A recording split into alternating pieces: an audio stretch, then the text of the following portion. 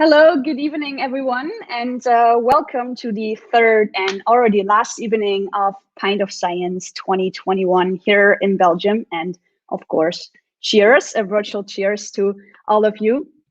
So this is hopefully the last year. We have to do this online. Of course, Pint of Science was born in a bar, and that's where we want to go back to. So fingers crossed. I'm Rike. I'm from the Pint of Science team in Brussels, and I'm joined today by my colleague, Michael. He is the city coordinator of Brussels. Hi, welcome to you as well. Hello, how's it going? Good to have you here. So the two of us, we're gonna be around for the session tonight, and then there's gonna be another session. This is just the first talk, but more about that at the end.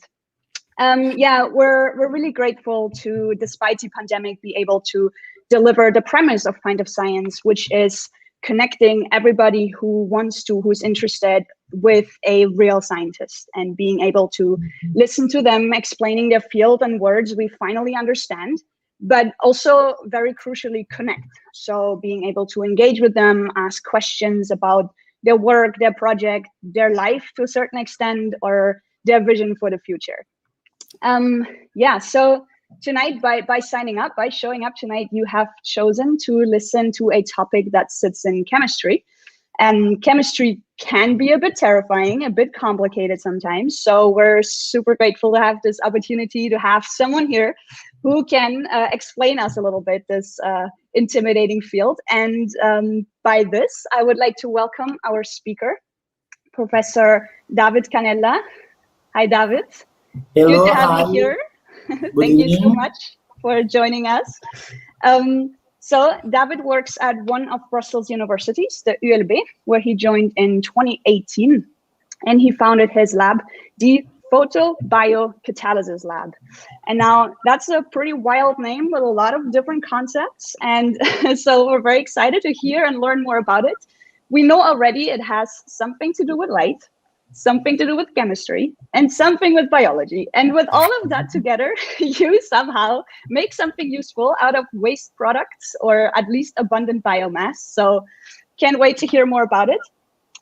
Before we start with your actual talk, David, maybe I can ask you quickly about your background. So maybe could you tell us how you got into this really interesting field of light chemistry?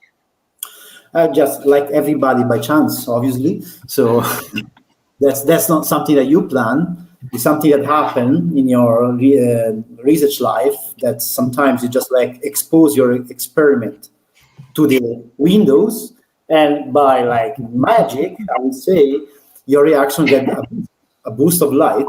And then I was like puzzled that day to observe, why did I observe so much products out of my boring reaction that never worked until that moment. And then I realized that something has to do with light. So actually today I will present the really seminal experiments which I observed the first time when I met light. So it's going to be today shown. But yeah, so my background is like, I'm a biotechnologist. So I'm just graduated. Okay. In this yes, and basically you've seen the light. But yeah, we're actually lucky in Belgium. We have some sun right now. I hope the bar will not be too much of a competition with that event, but we're glad you are here watching us online live. And yeah, do you have any other question, Rike, for David? No, I think we're very curious to hear about your research, David. So I would say the virtual stage is yours. Great. Thank you, merci, dank to everybody. So I will just make busy your next 20 minutes. So tell me if it's gonna be boring, let's just cut it out. But I'll try to do a good job. So yes, I will try to explain you what happened when light met chemistry the first time. So as you might have read the intro, it is like a very nice story that is going along since many millions of years. So as just to complete a little bit my, let's say, background. So I just graduated from Sapienza in Rome, 2010. Then, by like the last 11 years, I just like shortly pave my life through the academic life. So This is also passing through many different universities, collaborating with many different people across the globe, from Brazil to Scandinavia, and so on. So this is a huge thanks to everybody which I met before becoming a professor here at Brussels. So, and then what I'm presenting today is a little bit of everybody here. So, because this is all contributed to inspiring and talk about science every day. So after that, I would just like to start my presentation with something which is sounds a bit prophetic. So I call it the photo revolution, or maybe the missed photo revolution. So this sentence, if in a distant future the supply of coal becomes completely exhausted, civilization will not be checked by that. Life and civilization will continue as long as the sun shines. So these were prophetic words given by the chemist Chang at a conference in New York at the beginning of the centuries, where the planet, all the scientific communities were projecting the future not to be based on carbon or on coal or on petrol, but in everything else than that. So they were planning to use hydrogen for aviation. They were planning to use ethanol, bioethanol, for propelling the engines for cars instead of gasoline, of course. Then they were planning to just use photovoltaic devices for production of electric energy, or like Chami-chan were saying, using algal tubes. So for producing lipids in forms of oil that could be used as diesel replacement. So think about that. These words were given more than 100 years ago. Today, we are coming back to that point where we are planning to do to decarbonize our future and to go back to these basic principles, okay? So my question now is what happened that we lost this kind of, let's say, plans? So somebody planned to do that. I mean, to plan our future based on, let's say, carbon-free, what we actually are aiming now today. But then on this stage, just all what happened after was just petrol. So the petrol came into the scene, and you can see that all this research stopped 100 years ago. So now we are kind of reviving this research. So all I want to present you today is what is the background that brought us to the final, let's say, stage of the photobiocatalysis and, let's say, solar fuels, and all the, let's say, what was left from these earlier scientists, and how we developed to project now for a near future or fossil-free future, okay? Let's start. So I like to always say that light already met chemistry, but actually light made it chemistry. So without light and without the interaction of life on the primordial Earth, we won't have any of these basic bricks for the life to generate. So the light is actually the ultimate prebiotic you might think of, because it is the one that created the energy input, gave the energy inputs to create all those particular molecules that then have been included within all the life species and actually started life. So this is well pictured by a fantastic paper. I would like everybody to read it, by Damer and Dimmer, where they actually show that not only the light, or let's say all this energy input, were essential, but even their cycling, so the periodism of the sunlight through the Earth, I mean around the clock. And so let's say that this passing by night and day, so and the movement of Earth have actually generated this periodism that is essential for the light to be generated. And actually this is all sensed by the organisms on this planet Earth in form of clock. So the sunlight not only generated life, but also kind of control all our internal clock. Yes. So now you might ask yourself, do we have clock inside? Yes, we do have internal clocks. And so all those clocks are controlled by the sunlight and the periodism of the Earth around the sun. So what happened here every day? So you wake up and then you start to feel different day, hour after hours. And so this is because we have an internal clock that controls all the hormone projection and so on. So you are ready to eat, you are ready to sleep again in the night, or you're ready to hunt when it's time to hunt or to be more reactive, let's say. Same happen to plants. When they wake up in the morning, they are, let's say, at a higher boost against, like, let's say, biotic stress and so on, and then it goes down during the night, so where they are more vulnerable. So this is because they and also we as a human, we are all able to sense light. So this means that we have photoreceptors that are able to capture this sun ray and then ignite and initiate a sort of reaction. Okay, so now think about that. Once a scientist discovered that we do have enzymes that are able to, or let's say protein, that are able to sense this sunlight, immediately we thought like, okay, let's find out the way nature is doing, the way nature is capturing this particular sunlight. And then, especially if you couple this information with the fact that we receive a lot of sunlight radiation every single minute, every single second. So somebody kind of calculated like between 1 to 7 kilowatt hour per square meter per day reaching the planet Earth. Obviously, it depends where you are in the location you are on the planet Earth. To give you a rough estimation, you can drive with 1 kilowatt around 20 kilometers with an electric car. So now, that's why, I mean, this is very energetic. We can actually take advantage of this, and that's why we want it badly.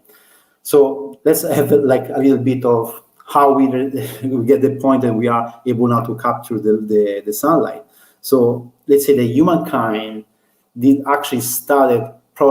the evolution leap against all the other forms of life on Earth when it became able to harness the fire and also the light that scattered and then like produced by the fire.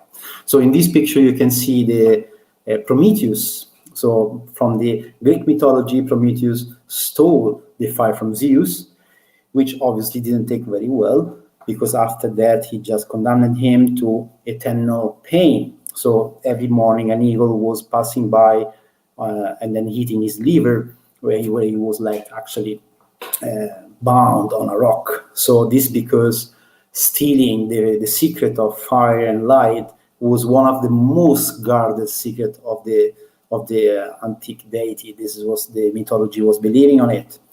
And just as a little information, the rest of humanity that received the fire, so Zeus didn't take back, obviously, because we still have the fire, but instead gave humanity another gift, Pandora and a vase. I don't know if you remember the famous vase. Besides this, now we enter a sort of timeline where from the ancient Greek, the ancient, let's say, mathematician Euclid started to try to define what does mean light. So, and then through the whole history of humanity, let's say that one of the biggest challenges in science was not only looking at stars, understanding the universe and so on, but also try to understand what light is made of. And so it really, this journey took, let's say, the most important scientists in the humankind history. Until the point that a couple of elderly, here, you can see it here, so Mr. Max Planck and Albert Einstein actually came together to find a solution for that, and then, let's say, agreed on finding, or let's say, describing the dualism of the electromagnetic, let's say, nature of light. And so once they intimately discovered what was the nature of light, so the photonic revolution started. What does it mean? It means that now we could actually predict the behavior of light, and so we could take benefit of it. So we could actually define and design technologies around the capture of light and light signaling and so on. Okay, so this is just to tell you that the photonic revolution started, but not the photoenergetic, which is taking the energy of light. So we could still use light as, let's say, messengers and so on, but not yet the energy of the photon. Okay. On this same time, around the beginning of 900, also came to the scene Mr. Chang. So that is the person who prophetically said that sentence which I shared with you at the beginning. And so he was delivering this speech at this conference where he was also showing usually his experiments. So he was putting actually some of these, let's say, plant distillate full of chlorophyll inside this flask, as you can see, exposed on the balcony of his lab in Bologna, where he was actually trying to make some of all these pyrrolic phenols being converted into an oxidized version thanks to the reaction that was happening between the chlorophyll light and the phenols. So he didn't know it, but the day he was actually setting for the first time in history the first photobiocatalytic experiment. So now, obviously, I prepare you so well. Now you have to know what is this photobiocatalysis. Let's start from the very basic.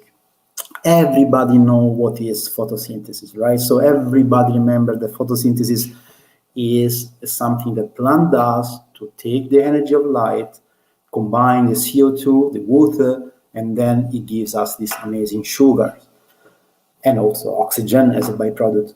But few people remember that, first of all, it is very little, let's say, efficient. This process, only between 1 to 4% of all the energy that receive Earth, in the rich Earth, is able to be, plants are able to convert it into sugar. So only between 1 to 4%, almost nothing.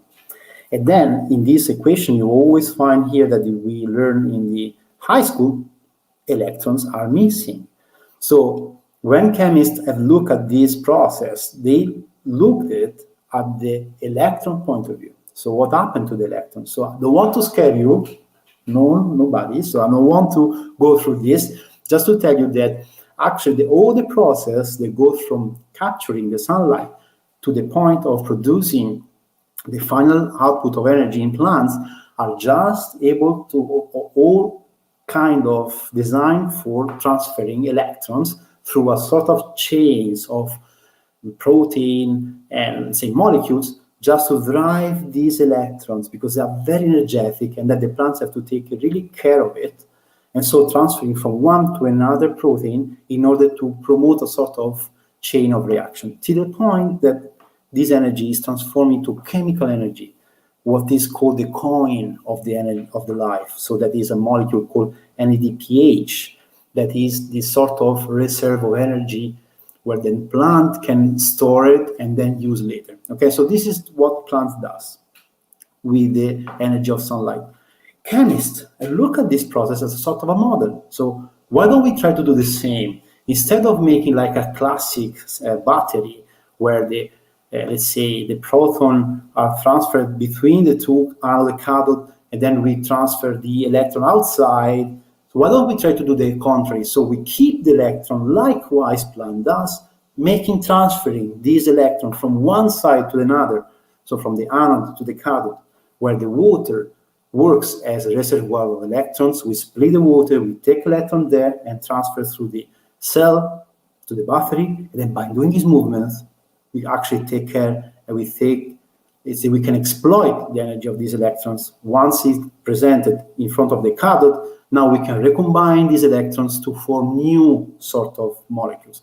So this was the dreams and of the chemist, of the photochemist, which look at the energy of light at the beginning of the 80s. And today, so after 40 years of this science, we came to the point that now we have actually this sort of solar panel that can be used. And you can see they are very thin, they are very small, not made of complicated, let's say, assembling, let's say, small as you can even handle on your hands, or you can put a stick on your clothes or on your car and so on, and they go up to 30% of efficiency. So let's say 10 times better than plants can do. So let's say the chemists have done a very good job in developing this particular science. And just to give you a small output, so sometimes we keep hearing that, yes, but the photovoltaic cells are not working. This is not true. So I mean in 40 years, we move from 1% of efficiency up to 50% of efficiency. So we can convert almost half of the energy that a solar panel receives. So this is extraordinary. Okay, and here you can see all the atoms. So here, every dot in this panel is an atom to make a fuel cell more, let's say, efficient. But now let's forget about this. Let's put bio inside. So all this was needed for just give you like an idea that how the electrons are moved through, let's say, a membrane, a biological membrane. And so how we took it as sort of model to design electrical system, or let's say electronic system. The idea, the seminal idea that Mr. Krashen had in 2009, it was to couple another enzyme at the end of this electron transfer. This enzyme could really bond physically with the last, let's say, messenger of the electron, let's say, of the electron chain, and transfer the electron to this enzyme. This enzyme is called hydrogenases. What does it mean? It means that it can take two protons, which are, let's say, plenty in the environment where you run reaction, so it's no problem. And then by taking the electrons that come from water, thanks to the splitting of water, it can recombine them in sort of producing hydrogen. Hydrogen, you know, is as good as a fuel. You can use hydrogen for many different things. And this is a first example of all bio-made hydrogen using the energy of light, splitting the water, so water-generated hydrogen thanks to the light. So this was the first photobiocatalysis example happening coupled for producing energy at this time. Thanks to this seminal idea of taking enzyme and then sticking close to an electron donor. So coupling electron donor with enzyme that are able to run a certain kind of a reaction, it allows these particular enzymes to work faster, to go better, and as I told you before at the beginning, to boost up the kinetics of their reaction and to allow reaction that usually it takes very long time to happen. So by giving light, we can now speed it up. Which kind of reaction are we talking about? So for a long time, we are just working for like these particular enzymes that are able to do easy conversion, so hydrogen or proton into hydrogens, or any other, let's say, CO2 into something else, like in the formic acid. So you see, we can even take CO2, this bad enemy that we know, and transform into a chemical product that we can use later on for producing other materials, and so on. In my particular case, what we do, we study how we can couple this enzyme with natural pigments. So we take the pigments from the plant and then we couple with the enzyme. What is the process behind? So the principle of photobiocatalysis works like that. We have a certain kind of pigments, plant tissue or whatever chlorophyll you want to call it, or any sort of pigment that is able to receive this particular sunlight or sun ray, emit an electron, and this electron now can be either directly transferred to the enzyme to make the enzyme working faster, or go through a cofactor, which then is transferred to the enzyme.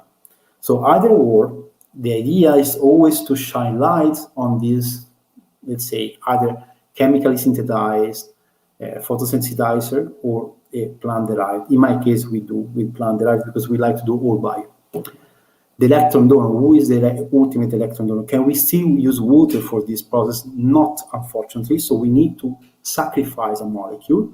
We usually use molecules which are end of use, so nobody cares of because it's like considered waste. And so that's what Enrique was saying before. We actually sort out this molecule full of electrons from the waste. Particular waste is lignocellulose waste because it's full of phenols. You won't believe it how much phenols is there. So we can take it and then use it as electron reservoir, or we can even use the let's say urban waste or the house waste. Okay, so because it's full of organics and so on, and so we take electron from there, we give it to the photosensitizer, then now it can promote by absorbing light to photoelectron, then transfer this electron to the enzyme. In this way, the enzymes are now able to run faster. What are the particular enzymes we are working in the lab? We are working with this particular oxygenases. Now, I don't want to bore you with the particular structure of the enzyme. It is just like a metal enzyme. So metal enzyme is not an enzyme that listens to metal music or, let's say, heavy metal. So it's not that, although it has heavy metals inside, but it's not run by that. So the idea is that they can do really energetic reaction thanks to the particular combination between heavy metals and amino acids. So this particular enzyme, what it does? It does opening and chopping the cellulose chain cells, the one that you have in your clothes, into oligosaccharides by using the energy of a reductant, of an electron, okay? So the reaction that it does is quite simple. It just breaks down the cellulose chain, so it can convert something which we cannot digest, like cellulose. We cannot eat cellulose, or we can eat, but you cannot take energy out of it. But thanks to this enzyme, we actually can chop it and then, let's say, remove and obtain small oligosaccharides. These oligosaccharides are actually good because some of them are like small, so small to resemble, actually, they are glucose. Some others are like cellobios, or in a higher molecular weight, they might have like bigger composition, like oligomers. These particular oligomers are able to do many different kind of beneficial inputs to the organism. In the case of plants, for example, they even stimulate the immunity. So in particular case for human, so they can even like contribute to create like a more healthy intestinal microbial flora. So this is very important for our diet. So we use these enzymes as a proof of concept if we are delivering or not electrons to the enzyme. So every time we do a reaction where we deliver electron, we observe these particular spikes, as you can see here in this chromatogram using this machine. So as you can see, every time we run it, we see these spikes. This is to tell us that the reaction went well, and then the enzyme received the electrons. So at the beginning, when I did my experiment, I was trying to see if the enzyme could receive electrons from plants. So I just used like a green juice. I took some spinach, blended it, and then took all the thylakoids, which are all the structure where the chlorophyll is attached to, and then I gave to this enzyme. And as you can see, the experiment was quite boring. You see, there was almost like little spikes of these oligosaccharides being produced. But actually, when I then combine with the presence of an electron donor, told you like the sacrificial molecule that needs to recharge the photosynthesizer, actually I got this one under light conditions. So as you can see, we got pretty much like 20 times or even 50 times higher amount of these oligosaccharides. So this showed me that the enzyme was able to receive all the electrons needed for running the reaction. And so actually I could prove the point that we can use this mechanism to let's say, exploit the waste that we have in our gardens or in our house waste, to just take these electrons and give it to an enzyme that is by chance working, chopping these particular cellulose polysaccharides, which are, let's say, in form of waste, useless, but in this way we can, let's say, promote to a higher value.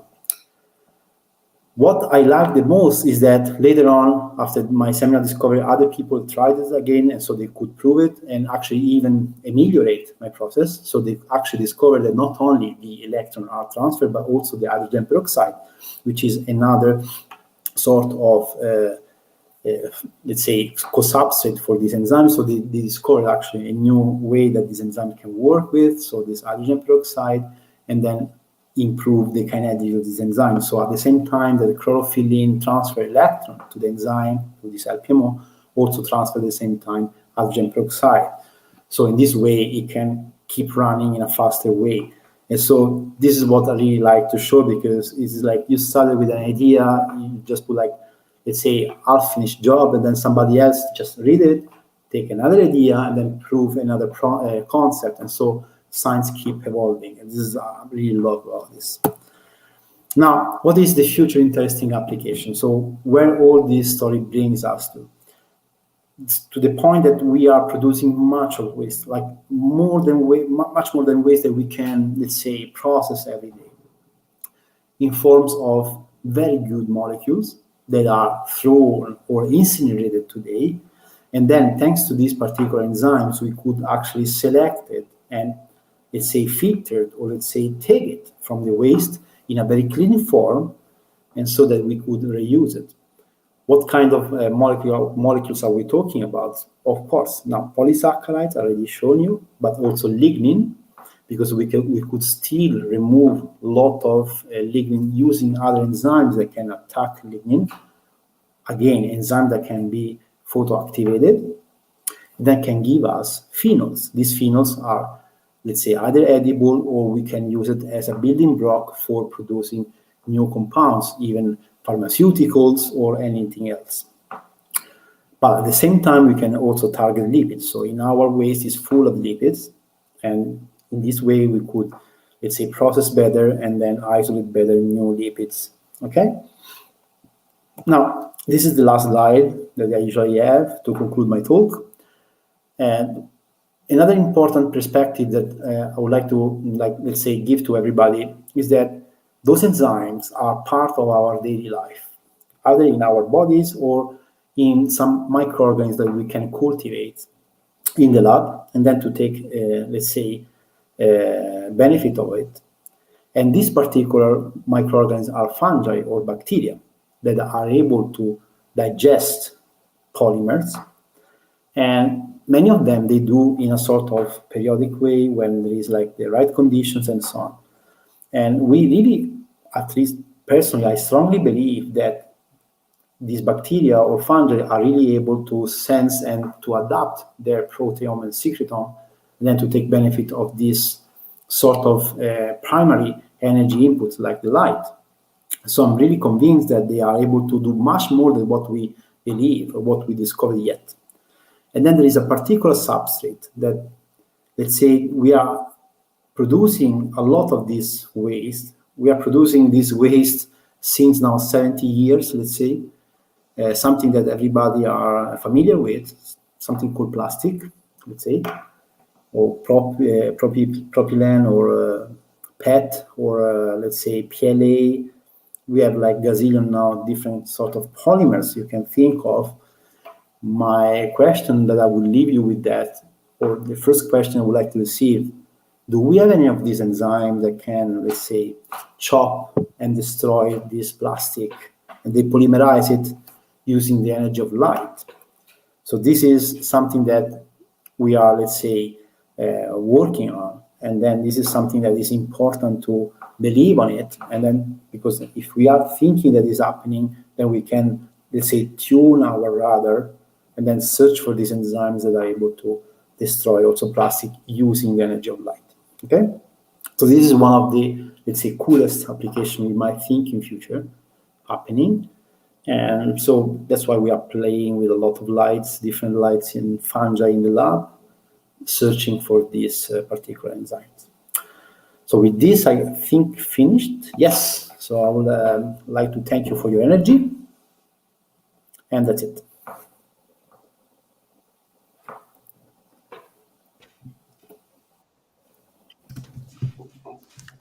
It was super interesting. Thank you so much, David. Very, very thought.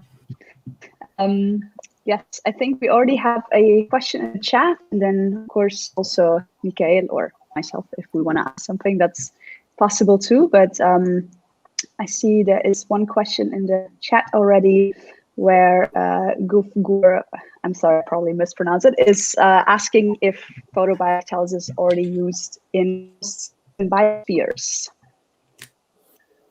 Well, if we talk about the ecosystem, yes, of course. I mean, the enzymes that we are taking are from the, let's say, biological organisms, so they are running. So they don't know that they call it photobiocatalysis, but of course they are taking advantage of it. If we are using it as a sort of technology for our benefits, no, not yet. So we are still far away to use it in that way. The only closest application is the one I showed in that slide, where they were coupling an enzyme to produce hydrogen. So the hydrogenases attached to, let's say, the end of the chlorophyll and photosynthesis. That's the only one. Okay. First of all, thanks for your talk. It was super interesting to see like what you can do with only light and plants. And I'm really like I really like the fact that you remind that light is a very fundamental source of energy, and that it's a waste not to use it actually when it's beaming on the Earth. One of the questions I had maybe is, from what you see, what are the wastes that are the most interesting for your research at the moment? Maybe apart from the plastic you were talking just about. So let's say the lignin cellulose waste is the one that we are looking at the most, because it is full of ready-to-use phenols that are able to really give a lot of electrons to the system, and it comes already with all the substrates, so the polysaccharide substrate, and then we can let's say get more and more let's say ready-to-use products for the final application. For the final application, we talk about giving to feed for animals or for human or for plant again. So we just give it to plant, and then we boost the immunity. Yeah, maybe I will just try to dumb it down. I don't think all of our audience knows what a phenol is, and maybe what it's where it's found. And phenols is the brown things you find attached to the table that you're attaching. So if you look at your table and you see a brown things, that is phenols. That's a perfect definition. Probably. Sorry? Probably means you should clean your table. Yes, you must clean your table. Phenols is the coffee you drink. It is like all those aromatic molecules that, let's say, they come from, I'm talking about the lignin particle derived phenols. So which are all those molecules that contain a lot of electrons. So they are sort of rings with delocalized electrons. And then actually what we are looking at in these phenols are those particular delocalized electrons which are easy to be taken out. And so that in this way we can extract it. Okay. Maybe another question I had in that sense that is more related to electrons, energy. Is it possible to store light as an energy in a plant, except when burning it, but in another way? Let's say. That's I don't know. Well, let's say plants have already found a way to store energy. And then that's all you find when you eat potatoes or like your carrots, and those all extra energy that the plants store there. So yes, improve the yield of a crop is not only improving the amount of grain you eat, but also sometimes like the total plant height. Because by increasing the height of a plant, for example, if you combine the idea of doing agriculture for obtaining wheat for eating, let's say the rest of the plant, it is waste, right? So now, over the years, we selected very small plants, very small wheat or rice or barley, so to waste as less as possible, right? Now we are thinking to the contrary, because now we know how to take advantage of the particular waste that is the rest of the plant. So now we actually would like that the plants go higher. Okay. And that's an interesting concept. Improving the height of the wheat, of the barley. So there we can gather back the energy and store more energy and take it back in this way. Okay, great. I see that we have another question. Maybe Rico, or the other question is still from Gavger. What are the chances of biocatalysis leading to a new materials revolutions? Maybe very high. PLA. Very high. This is very high chance, because that's something which I talked about. So we have to deal with the bad enemy that is the CO2 and greenhouse gases, right? So that is our enemy. And so the only way to store and to claim it back from the atmosphere, it is to, let's say, promote their accumulation, or let's say polymerization, something which is very stable. So if you want to, let's say, diminish the amount of CO2 from the atmosphere, we have to cut producing it first. Second, we have to, let's say, claim it back. The best would be to polymerize them back into a very stable form. And the very best stable form is to create a material that is stable. The enzyme some of those that I showed during the presentation are actually able to promote the CO2 conversion into formic acid, COOH. This particular acid, the formic acid version, let's say, it is the best way we can think of as a sort of, let's say, brick to start polymerizing formic acid after formic acid, and then to create sort of like chains of a polymer, new material. So then we have a new material formed by the, let's say, CO2. And thanks to the photobiocatalysis, because with the light we can improve the yield and the kinetics of this enzyme. Absolutely. So in talking about this yield, for example, so you had made like this great comparison to solar panels, for example, and just how much more efficient they are, and we can expect them to become more and more efficient. Is there any way you can compare this to the process that the enzymes are doing? So can we talk about a similar percentage of efficiency or an improvement of efficiency? Can we compare that in any way, or is that a bit personal? We can only compare in a way that we will start, and then we'll get only maybe 1%. And then for sure, year after year, we might see it like developing of the technology, but even observing the very small 1% of yield, as soon as we detect that the reaction is there, the photobiocatalysis of CO2 is something like a material is there, then we can improve it. Then we can move it up, and then maybe over the 20 years. So in the 80s, we needed 40 years to get 50% of yield. In 2000, only 20 years to obtain the same with a new solar panel. Now in 2020, we might need like maybe only 5 or 10 years to get the same yield, like 50% of yield, which is like astonishing. Yeah, that's really cool. How can I imagine your lab looks like? So do you have like in the really nice picture you showed, do you have like a lot of little green tubes and you shine some light on it and you put stuff inside and do measures? It's very boring, classical synthetic biology lab, which do not. No, I'm joking. So we actually, you might be a bit familiar with my labs because we actually came back to the original place where we met at the beginning with me and Enrique. So let's say the lab looks like we have, yes, some tubes, but also very small tubes, like because we like to really miniaturize the reaction in, let's say, green. And then we shine lights at different, let's say, wavelengths. So green light, blue light, red light. And so sometimes it looks like a disco in night. It might be a problem because in terms of COVID, we should not run parties in the labs. But from outside, it looks like, there's like some parties. But you would always go for a kind of full spectral sunlight, or do you test actually different colors, or what makes the most sense in your context? We do test different colors, and this is because think of a multi-enzymatic cascade reaction where you can have like different kind of pigments that are dedicated each for different enzyme. And so you want to like actually only activate single enzymatic reaction, giving the exact wavelength to control the particular enzyme. So we are also interested in different, let's say, single wavelengths or different colors. But obviously, if you want to popularize the technology, you have to go for white light. That is the sunlight. And so in this way, you can run your process also out of the balcony. And that is...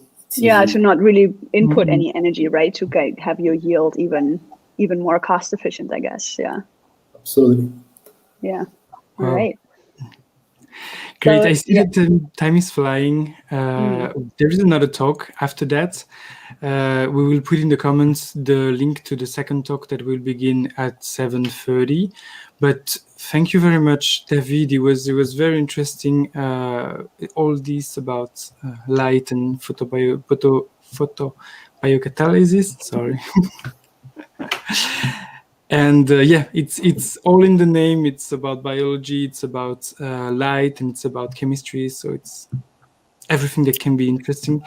I put in the link below the website you have for the ULB, where there is your contact as well, I think, in there. And that's it's actually well done, and you see all the publication of your team that is actually fruitful, let's say. Yeah, you're starting. I mean, actually, just 2 years. So, and the best are coming actually. So. Okay, you can find all the recordings in the YouTube channel of Pint of Science Belgium. There is one very last event for this festival of 2021. And then we are as well on the social medias, like on Facebook, on YouTube. David, maybe if you want to say a word, or where can we find you? Yeah, we can find me at La Plaine. So at the Brussels, ULB Brussels. So please come and visit us. I mean, no problem. So especially after COVID, the pandemic passed. And actually, I would like to thank you, Michael and and Enrique for inviting me here. I really appreciated these kind of talks, and I really appreciated you contacted me for this. So thanks a lot. Thank you so much for joining. This was great. It was a pleasure to have you, David. Have a good evening. See you all. Thank you for the audience to be here as well. Have a good evening. Bye-bye. Bye.